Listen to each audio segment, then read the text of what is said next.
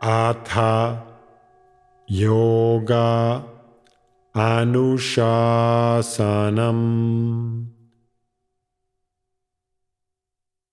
Namaste.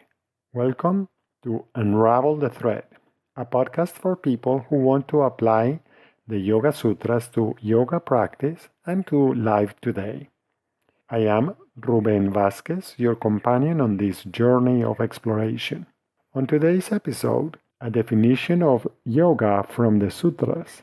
What is yoga? Yoga is awareness. However, when trying to be fully present in daily life, most of us discover that we keep getting distracted. If you find that many distractions keep pulling your attention away from presence, you may try the four-word summary offered by Patanjali in Chapter 1, Verse 2 of the Yoga Sutra. Yogas chitta vritti nirodha. When separated into individual words, the sentence becomes Yoga chitta vritti nirodha. Most interpretations of this sutra say that yoga is the control, suppression, or cessation of the activities, turnings, or waves of the mind or of consciousness. The dictionary definitions of the four words in the original sutra add additional perspectives to these four seemingly simple words. In Sanskrit, each of these words has several meanings. The word yoga is the word with the largest number of different meanings. Some of the meanings of these words include yoga, meaning yoking, joining, attaching, harnessing, using, remedy, cure, manner, method, way, device, supernatural means, charm, incantation. The meanings for chitta include intention, aim, attending, observing, thinking, reflecting, wish, heart, mind, memory, intelligence, and reason. The definitions of vritti include way of behaving, course of action, tendency, nature, comment, explanation, maintenance, activity, mode of being, character, disposition. And the meanings of nirodha include preventing, checking, destroying, restraining, suppressing. The combination of these four words can be interpreted in a variety of ways. We can try to incorporate these meanings into an all-encompassing interpretation of Patanjali's definition, such as yoga is a method consisting of tools for removing dysfunction and relieving discomfort by bringing together our intentions, goals, and actions at the level of heart, mind, memory, and intelligence through monitoring and regulating our tendencies, character, and ways of behaving.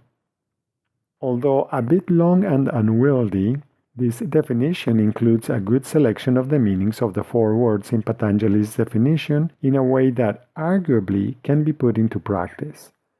However, a simpler interpretation may be better because complexity invites ambiguity and offers many ways to get distracted. So a more condensed definition could be this. Yoga is attending to and integrating our heart, mind, memory, and intelligence. Or we can try an even more succinct definition by saying yoga is regulating our ways of being. If you have ever tried to concentrate on anything, you may have noticed that some distractions keep taking your attention away from this moment. For instance, you may have found that the posture you originally thought was pretty comfortable is not too comfortable when you stay in it for several minutes. Or you may have found that there are some internal stations transmitting inside your head, such as the planning station, which tries to remember all the things that you need to accomplish today. Or maybe You have found the worrying station, which keeps coming up with reasons to be concerned, or the complaints station, which seems to be really good at finding fault in everything.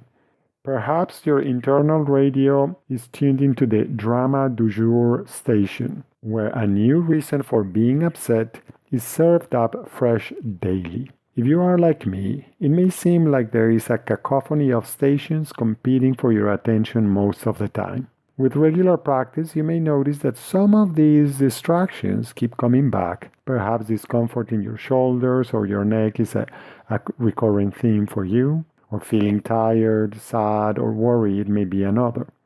All of these internal activities are encompassed in the Sanskrit words chitta vritti.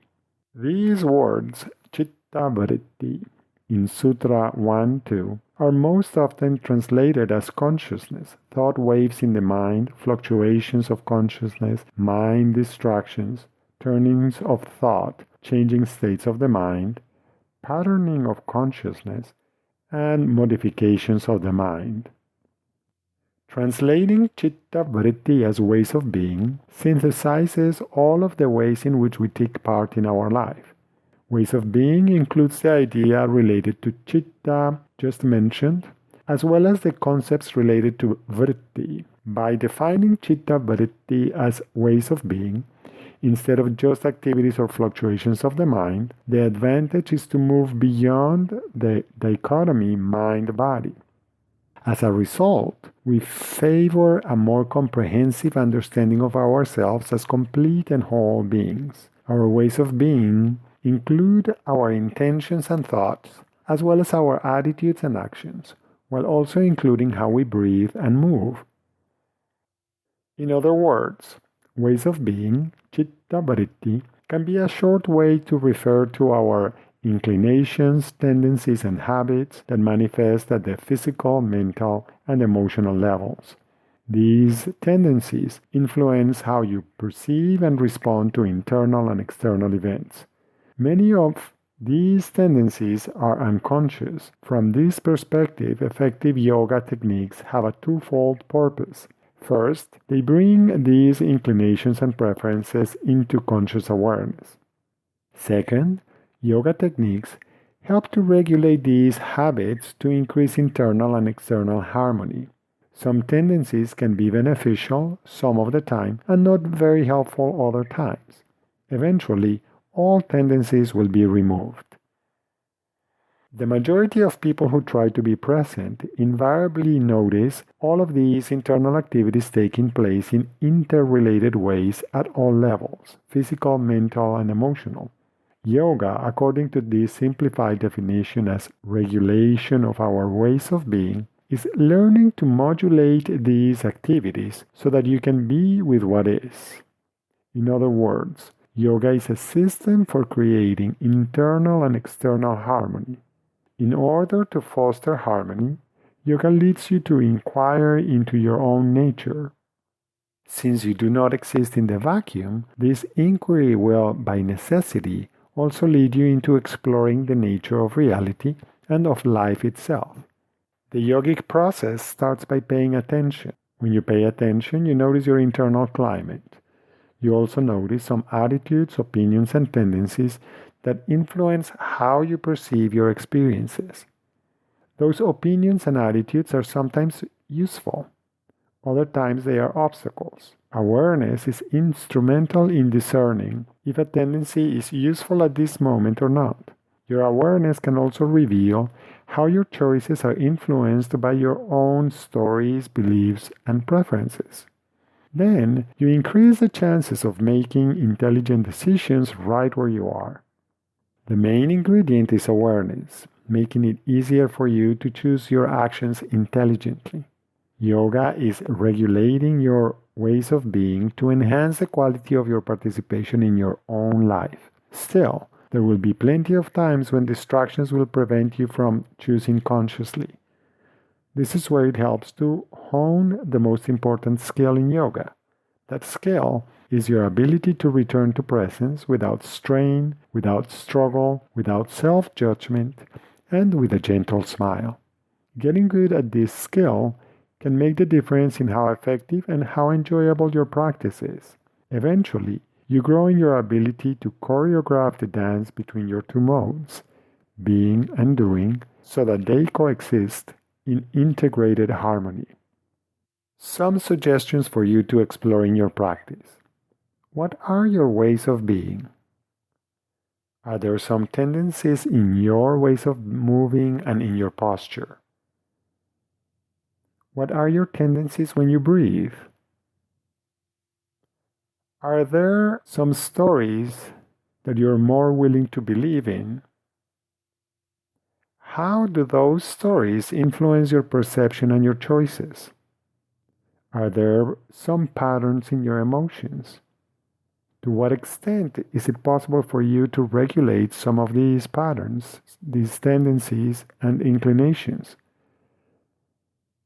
When you get distracted, can you try to return to whatever you are doing without strain, without struggle, without self-judgment, and with a gentle smile? Thank you very much for listening. I hope you can join me for the next episode when we will explore a summary of the whole Yoga Sutra in 4 sutras. Please remember that you can find more information at unravelthethread.com. I would appreciate it if you could share this podcast with other like-minded people. Thank you. Until next time, namaste.